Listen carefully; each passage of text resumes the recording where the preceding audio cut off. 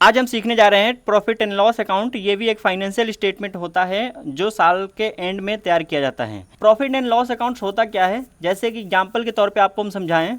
अगर मान लीजिए मेरा बिजनेस है, मैं अपने बिजनेस में ये पता लगाना चाहूँ बिजनेस में प्रॉफिट हो रहा है या लॉस हो रहा है, तो उसके लिए हमें क्या तैयार करना पड़ता है, प्रॉफिट एंड लॉस अकाउंट तैयार करना पड़ता है। तो हमारे बिजनेस का पोजीशन पता लगता है कि हमारे बिजनेस में प्रॉफिट हो रहा है या लॉस हो रहा है। वीडियो में आगे बढ़ने से पहले अगर आप हमारे चैनल पर नए हैं तो वीडियो को लाइक और चैनल को सब्सक्राइब करना ना भूलें। तो चलिए स्टार्ट करते हैं आज का topic. Profit and loss account में क्या क्या खर्चे हम शो करते हैं, जैसे इससे पहले हमने ट्रेडिंग अकाउंट सीखा था, उसी हिसाब से प्रॉफिट एंड लॉस अकाउंट को भी हम पढ़ेंगे। ठीक है, चलिए आगे बढ़ते हैं। सबसे पहले यहाँ पे प्रॉफिट एंड लॉस अकाउंट निकाला कैसे जाता है। सिंपल शब्दों में कहें, इनकम में से एक्सपेंसेस को माइनस कर दो तो हमारा प्रॉफिट एंड लॉस अकाउंट निकल जाता है, या प्रॉफिट निकलता है या लॉस निकलता है। ठीक है, चलिए आगे बढ़ते हैं।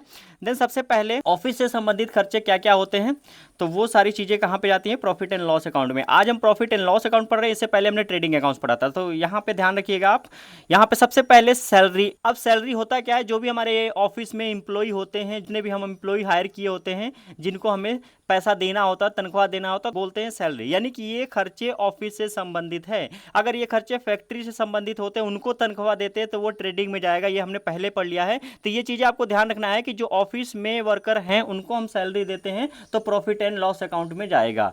देन आता है हमारा रेंट एंड टैक्सेस। अगर हमने ऑफिस का रेंट दिया, ध्यान दीजिए, फैक्ट्री का रेंट नहीं, ऑफिस का रेंट दिया, तो यह हमारा प्रॉफिट एंड लॉस अकाउंट में जाएगा, या टैक्स दिया तो प्रॉफिट एंड लॉस अकाउंट में जाएगा। देन आता है हमारा इंश्योरेंस। मान लो हमने कोई भी ऐसा बड़ी मशीनरी या कुछ ऐसा लगा रखा है जिसको हम इंश्योरेंस कराते हैं, वो इंश्योरेंस पर हमें प्रीमियम पे करना पड़ता है, तो ये भी हमारे प्रॉफिट एंड लॉस अकाउंट के डेबिट साइड में जाएगा। ठीक है, देन आता है हमारा और भी हमारे क्या क्या खर्चे हैं, जैसे कि मान लीजिए office lighting heating. Lighting heating के सिंपल शब्दों में कहें तो इलेक्ट्रिसिटी का बिल, यानी कि बिजली का बिल। अगर ये ऑफिस का है तो ये हमारा प्रॉफिट एंड लॉस अकाउंट में जाएगा। अगर ये फैक्ट्री का है तो ये हमारा ट्रेडिंग अकाउंट में जाएगा। तो आज हम प्रॉफिट एंड लॉस अकाउंट सीख रहे हैं। प्रॉफिट एंड लॉस अकाउंट में अगर हम बिजली कंज्यूम हो रहा है, उसका बिल दे रहे हैं, तो वो हमारा प्रॉफिट एंड लॉस अकाउंट के डेबिट साइड में जाएगा।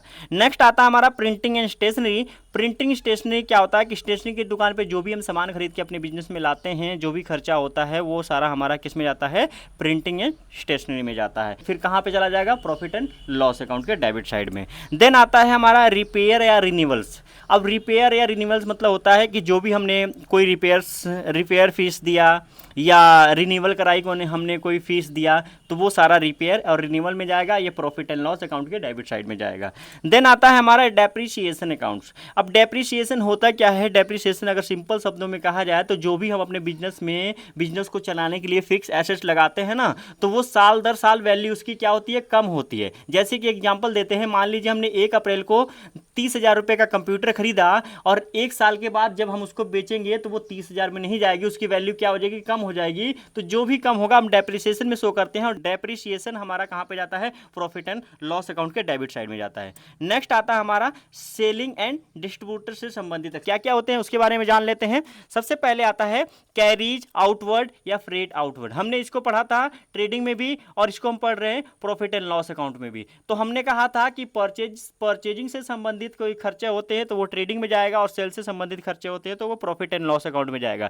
तो यहां पे हमने सेल किया है और गाड़ी भाड़ा हमने दिया है, तो ये प्रॉफिट एंड लॉस अकाउंट में जाएगा। अब मान लो हम परचेस करते हैं और गाड़ी भाड़ा हम देते हैं, तो वो हमारा जाएगा ट्रेडिंग अकाउंट में। देन आता है हमारा बैड डेट्स। अब बिजनेस में क्या होती है, बहुत सारा बड़ा बिजनेस होता है, उसमें हम किसी कस्टमर को सेल करते हैं, तो क्या होता है कि कोई पैसा हमारा नहीं मिलता है, ठीक है, डूब जाता है, जो हमने सेल कर दिया वो पैसा हमारा नहीं मिला, तो वो हम कहाँ पे शो करते हैं, बैड डेट्स में शो करते हैं। देन आता है हमारा कमीशन पेड। अब मान लीजिए हमने कोई कमीशन एजेंट रखा है कि आप हमारा ये प्रोडक्ट सेल कराइए, हम आपको कमीशन देंगे, ठीक है, तो उसको हम पैसा देते हैं, तो ये भी हमारा प्रॉफिट एंड लॉस अकाउंट के डेबिट साइड में जाएगा।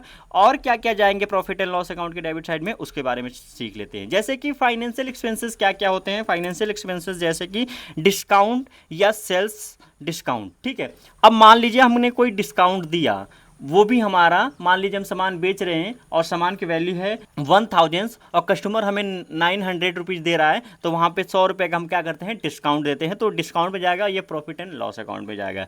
देन यहाँ पे आता है इंटरेस्ट पेड। अब मान लीजिए हमने कोई अमाउंट पैसा ले रखा है लोन पे, तो उसका हमने इंटरेस्ट दिया, तो वो हमारा कहाँ पे जाएगा, इंटरेस्ट पेड, और ये भी प्रॉफिट एंड लॉस अकाउंट पे जाएगा। देन आता है इंटरेस्ट ऑन कैपिटल।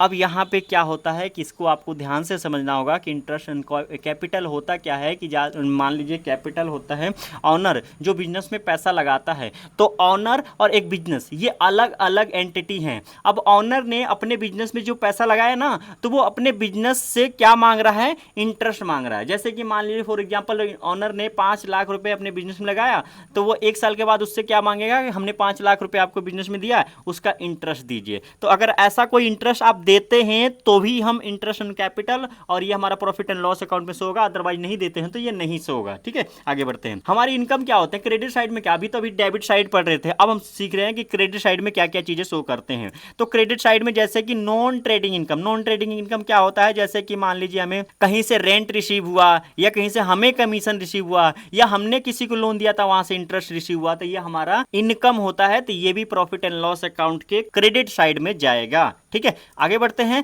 अब यहाँ पे आता है इंटरेस्ट ऑन ड्रॉइंग। अब यहाँ पे अभी हमने सीखा था ना इंटरेस्ट ऑन कैपिटल, अब यहाँ पे इंटरेस्ट ऑन ड्रॉइंग। ड्रॉइंग मतलब होता है कि बिजनेस अपने पर्सनल यूज के लिए जो भी पैसा बिजनेस में निकालता है ना, तो उसको हम ड्रॉइंग में शो करते हैं। तो ड्रॉइंग, अब बिजनेस क्या कह रहा है कि आपने पर्सनल यूज के लिए जितना भी बिजनेस में से पैसा निकाला है ना, अब हमें इंटरेस्ट दीजिए उस पर। ठीक है, अगर बिजनेस आप पैसा जो लगाया उस पर इंटरेस्ट लेता है, तो यहाँ पे बिजनेस भी उससे इंटरेस्ट लेगा। अगर मान लीजिए ऑनर जो पैसा लगाया नहीं लेता है, तो यहाँ पे बिजनेस भी इंटरेस्ट नहीं लेगा। क्लियर है, आगे बढ़ते हैं। देन अब यहाँ पे मान लीजिए ऑनर अपना पर्सनल यूज, एक नोट डाला गया है कि मान लीजिए ऑनर अगर अपना पर्सनल इनकम टैक्स बिजनेस के पैसे में से दे देता है, तो उसको आप कहाँ पे शो करेंगे, उसको आप किस में ट्रीट करेंगे। तो सिंपल है कि ड्राइंग अकाउंट्स में ऑनर जो भी पर्सनल यूज के लिए बिजनेस में से पैसा निकालता है उसको हम ड्राइंग में ही ट्रीट करेंगे। तो चलिए आज के लिए ही इतना ही, और कैसे हम प्रॉफिट एंड लॉस अकाउंट बनाएंगे बिल्कुल वही स्ट्रक्चर है जो हमने ट्रेडिंग अकाउंट्स बनाया था। तो बने रहिए अभी हमारे साथ। धन्यवाद।